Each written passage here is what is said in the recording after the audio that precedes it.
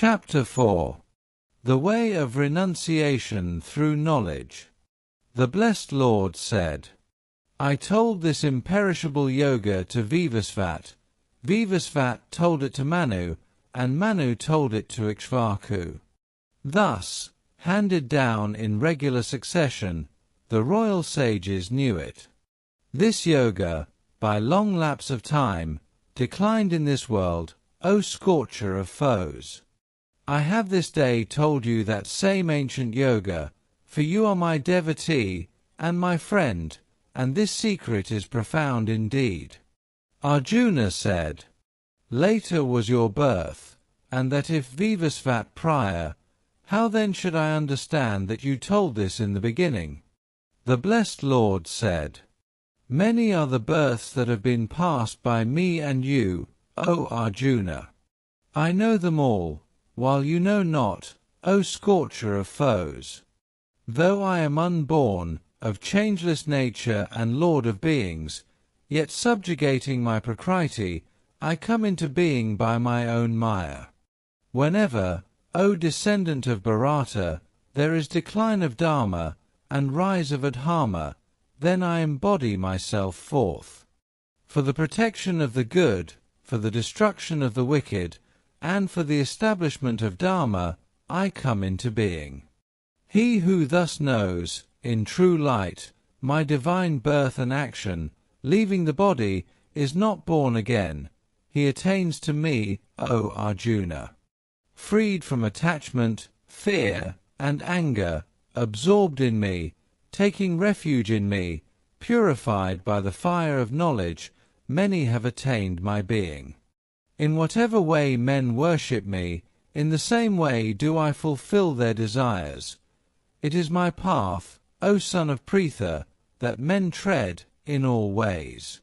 Longing for success in action, in this world, men worship the gods. Because success, resulting from action, is quickly attained in the human world. The fourfold caste was created by me, by the differentiation of guna and karma. Though I am the author thereof, know me to be the non-doer and changeless.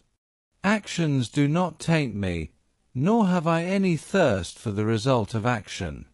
He who knows me thus is not fettered by action. Knowing thus, the ancient seekers after freedom also performed action.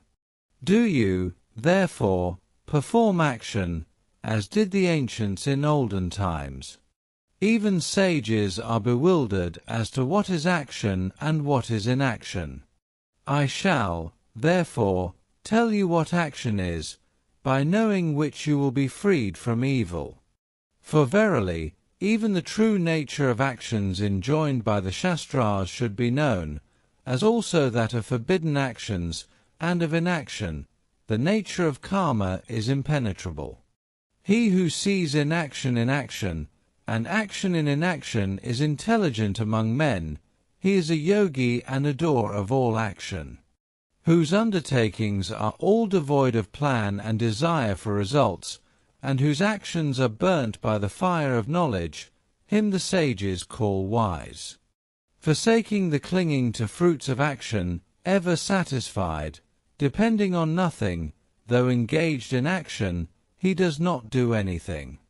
Without hope, the body and mind controlled, and all possessions relinquished, he does not suffer any evil consequences by doing mere bodily action.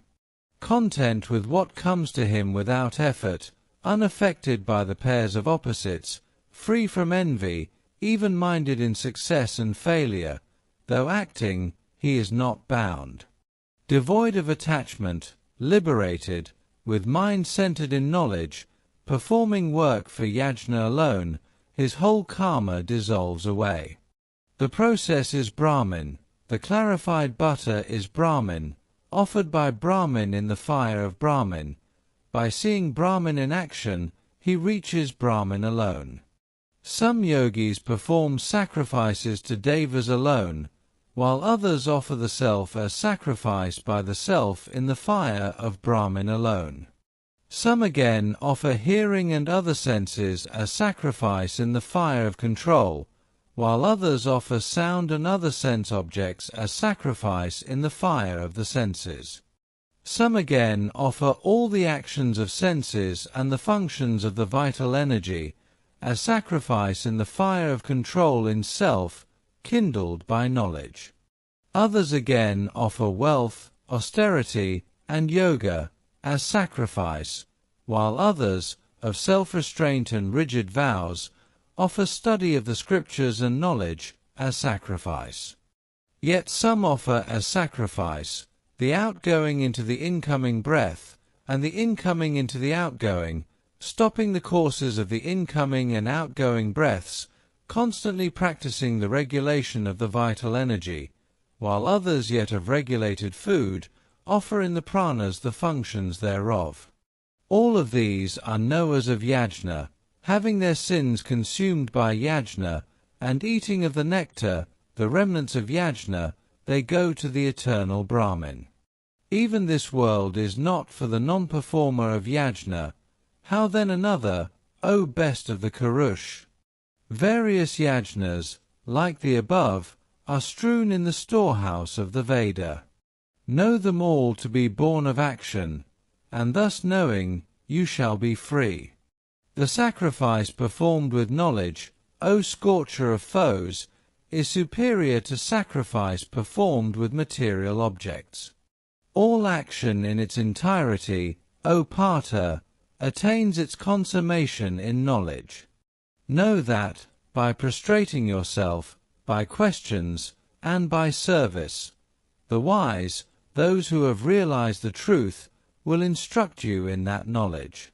Knowing which, you shall not, O Pandava, again get deluded like this, and by which you shall see the whole of creation in yourself and in me. Even if you are the most sinful among all the sinful, yet by the raft of knowledge alone you shall go across all sin.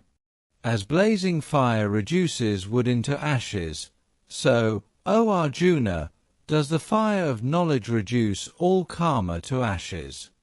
Verily there exists nothing in this world purifying like knowledge. In good time, having reached perfection in yoga, one realizes that oneself in one's own heart. The man with Shraddha, the devoted, the master of one's senses, attains this knowledge. Having attained knowledge, one goes at once to the supreme peace. The ignorant, the man without Shraddha, the doubting self, goes to destruction. The doubting self has neither this world, nor the next, nor happiness. With work renounced by yoga and doubts rent asunder by knowledge, O Dhananjaya, actions do not bind him who is poised in the self. Therefore, cutting with the sword of knowledge, this doubt about the self, born of ignorance, residing in your heart, take refuge in yoga. Arise, O Bharata!